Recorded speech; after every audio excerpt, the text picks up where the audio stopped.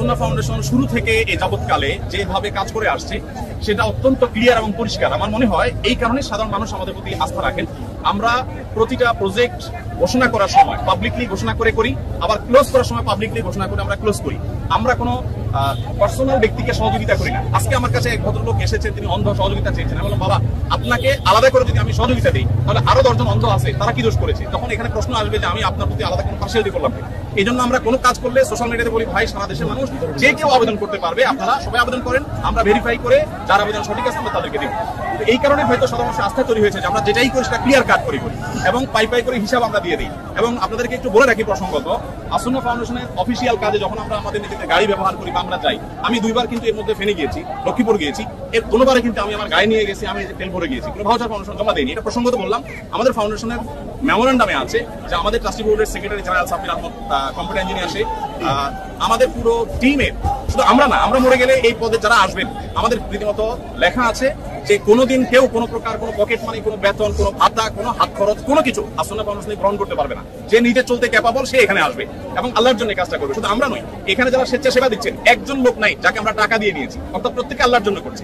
যেখানে মানুষ আল্লাহর জন্য স্যাক্রিফাইস করে সেখানে আসলে আস্থার জন্য আর কোনো কিছুর প্রয়োজন হয় না। আমার মনে হয় সেই কারণে মানুষের আস্থা তৈরি হয়েছে। আর বিশেষ করে এইবারে যে স্বতঃস্ফূর্ততা, সেটা আমরা টিএসসিতেও দেখেছি, এখানেও দেখেছি, সব জায়গায় দেখেছি। আমার মনে হয় একটা সময় মানুষ ডোনেশন করতে ভয় পেত যে আমি ডোনেশন করে আবার কোন বিপদে পড়ি, যে হুজুর মানুষকে দিলাম, ধর্মীয় প্রতিষ্ঠানে দিলাম, আবার কোনো ঝামেলা হয় কিনা, এই ভয়টা মনে হয় কেটে যাওয়ার কারণে মানুষ স্বতঃস্ফূর্ত অনেক বেশি হয়ে গেছে। আজকে আমাদের এখানে যে কাজ চলছে, আজকে আমাদের এখানে সকাল থেকে জোহরের আগ পর্যন্ত 8টা কাভার্ড ভ্যান ফিল আপ হয়ে চলে গেছে এবং আজকে সর্বসাকুল্য আমাদের 23টা কাভার্ড ভ্যান ইনশাআল্লাহ ভরবে। এখানে যে কাভার্ড ভ্যান গুলো আছে এগুলো মাল আনলোড হওয়ার পর আবার লোড হওয়া শুরু হবে। একদিক থেকে আনলোড হয় আর দিক থেকে লোড হয়। এখানে প্রতিদিন 2 থেকে 2,500 মানুষ কাজ করছে, সবাই স্বতঃস্ফূর্তভাবে কাজ করছে।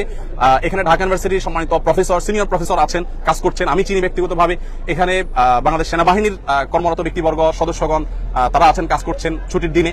আবার এখানে কয়েকজন হিন্দু ধর্মাবলম্বী ভাইরা কাজ করছেন এবং আমাদের আজকে দুপুরের খাবার ছিল বিরিয়ানি। তাদের জন্য আমরা আলাদা খাবার প্রস্তুত করেছি, যেহেতু আমরা জানি আমাদের হিন্দু ধর্মাবলম্বী ভাইরা গরু গোশত খান না, তাদের উপযোগী খাবার আমরা প্রস্তুত করেছি এবং তারাও কিন্তু এখানে শ্রম দিচ্ছে। আমাদের একজন অটো রিক্সা চালকের সন্ধান আজকে আমরা জানতে পেলাম যে তারা ইউনাইটেড ইউনিভার্সিটি ওই জায়গা থেকে এখানে কেউ ত্রাণের কাজে আসছে বললেই তাদেরকে ফ্রি তিনি আনা নেওয়া করছেন। তিনি আমাদেরকে বলেনও নাই, প্রকাশও করতে চান না, কিন্তু সামহাও আমরা জেনে গেছি। তো স্বতঃস্ফূর্ততা কতভাবে হতে পারে, কত ধরনের হতে পারে, সেটা আসলে আমরা আপনাদেরকে বলে বোঝাতে পারবো না যে মানুষ কতভাবে স্বতঃস্ফূর্তভাবে কাজ করতে পারে এখানে, সেটা এখানে চলছে। তো আমরা একটু আপনাদেরকে জানিয়ে রাখতে চাই যে যত টাকা আমাদের কাছে এসছে এবং এক্সপেক্টেড আরো যে টাকা আসবে, আমরা কিছুদিনের মধ্যে ইনশাআল্লাহ আমাদের ফান্ড ক্লোজ করবো, অর্থাৎ এই তহবিল আর আমরা ডোনেশন সংগ্রহ করবো না। আমাদের প্রত্যেকটা প্রজেক্ট বাস্তবায়নের ক্ষেত্রে আমরা এই নীতিমালা ফলো করি। একটা নির্দিষ্ট সময়ের পর আমরা বলে দিই এই প্রজেক্টে আর কোনো টাকা দেওয়া যাবে না, আমরা অফ করে দিই। কারণ আমাদের একটা প্ল্যান থাকে, প্ল্যান অনুযায়ী আমরা সাধারণত কাজ করে থাকি। আমরা যারা ত্রাণ কাজে নিয়োজিত আছি, আমরা অনেকেই ফটো সেশন এত বেশি করি যে ফটো সেশনটাই যেন মুখ্য।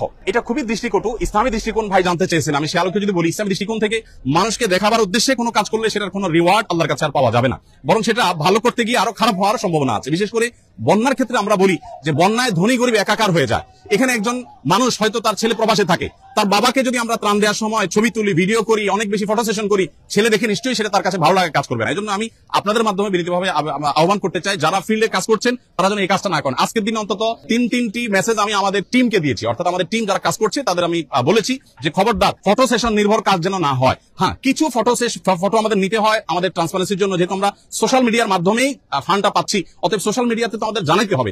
আমাদের অনেকে বলছেন ভাই অমুক এলাকায় কোনো কাজ হচ্ছে না, অথচ সেই এলাকাতে স্টিল আমি নিজে আসি। তখন আমাকে মেসেজ করা হচ্ছে ভাই এই এলাকাতে আপনাদের কোনো টিম যায় নাই। আমি বললাম আমি স্টিল ওখানে দাঁড়িয়ে আছি।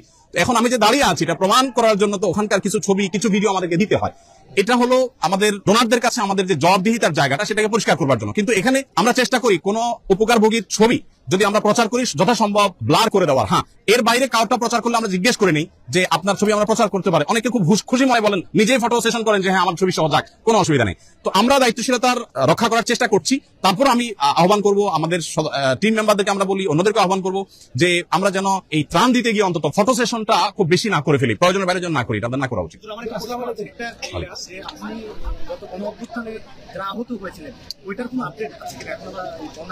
জি জি জি, ধন্যবাদ। আমাদের প্রত্যেকটা প্রজেক্ট কিন্তু চলমান আছে। একটা প্রজেক্ট আমাদের একটু ক্ষতিগ্রস্ত হয়েছে, সেটা হলো আপনারা জানেন আমরা 3 লক্ষ বৃক্ষরোপণের পরিকল্পনা করছি। আমরা প্রতি বছর কিন্তু বৃক্ষরোপণ করি, এবছরই না শুধু। 3 লক্ষ বৃক্ষরোপণের এই প্রজেক্টটি আমাদের 1 লাখের কাছাকাছি এসে থেমে গেছে, কারণ তখন থেকে দেশে এই আন্দোলনের কারণে আর এই কাজটা আমরা চালাতে পারিনি।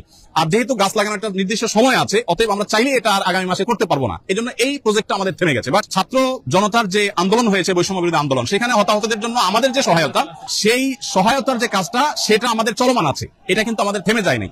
এবং এই ডিপার্টমেন্টে যাদেরকে দায়িত্ব দেওয়া আছে তাদেরকে বলা আছে দেশ বন্যা হোক, জলোচ্ছ্বাস হোক, যাই হোক না কেন তোমরা তোমাদের কাজ চালাতে থাকো। আমরা ইতিমধ্যে গতকালকে আমার পেজে আমরা ঘোষণা দিয়েছি যে নিহতদের তালিকা যেন সবাই দেয়, কারণ তাদের নিয়ে আমাদের কাজ শুরু হয়ে গেছে। আমরা সপ্তাহ থেকে 10 দিনের মধ্যে আশা করছি নিহতদের পরিবারের কাছে একটা অ্যামাউন্ট যাতে তারা একটু দাঁড়াতে পারেন পিঠ সোজা করে, এটা আমরা তাদেরকে দেবো।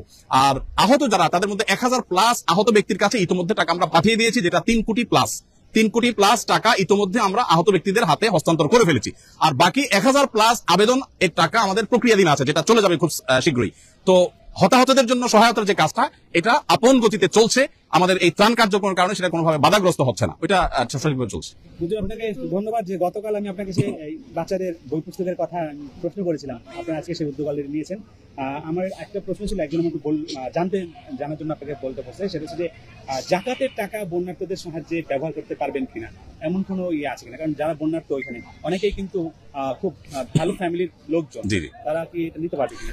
আমরা কি বলে সেটা হচ্ছে আমরা দেখি বিভিন্ন মসজিদে, বিভিন্ন মাজারে বেশ টাকা উঠতে আছে, এই টাকাগুলোকে বন্যার্থর মাঝে এটা ইতিমধ্যে আমরা অবশ্য বলেছি একাধিকবার। আর ভাই যেটা বলেছেন, জাকাতের টাকার কিন্তু একটা সুনির্দিষ্ট খাত আছে, একটা নির্দিষ্ট ধরনের ব্যক্তিদের জন্য জাকাতের টাকা ব্যয় করতে হয়। এটার মৌলিক ভাবে বলা যায় একেবারে হতদরিদ্র মিসকিনদের জন্য। এই জন্য আমরা সবসময় বলি যে বন্যার্থদের সেবায় বা বন্যার্থদের সহযোগিতায় জাকাতের অর্থ যথাসম্ভব না দেওয়াটাই নিরাপদ। কারণ হলো, বন্যার্থদেরকে যখন আমরা দিতে যাব, তখন আমরা এইটা বলার সুযোগ নাই ভাই আপনি কি ধনী না গরিব। আমি ত্রাণ দিতে গিয়ে এই ভেদাভেদটা আমি তখন করার সুযোগ নাই। বাট আমাদের জেনারেল যে জাকাত দিতে যায়, তখন কিন্তু আমরা একটা ফর্ম দেই, সেই ফর্মে তথ্য উপাত্ত নেই, তার কি অ্যাসেট আছে না আছে, ওইটা আমরা নিরূপণ করি। এখানে যেহেতু সেই সুযোগ থাকছে না, এই জন্য আমরা বলি যদি কেউ জাকাতের টাকা এখানে দেয়, তাহলে তার একটা পার্সেন্টেজ 30 বা 40% টাকা তিনি যেন মাইনাস রাখেন। অর্থাৎ 100 জনকে ত্রাণ দিলে তার 30 বা 40 জন হয়তো বা তিনি জাকাতের হকদার না।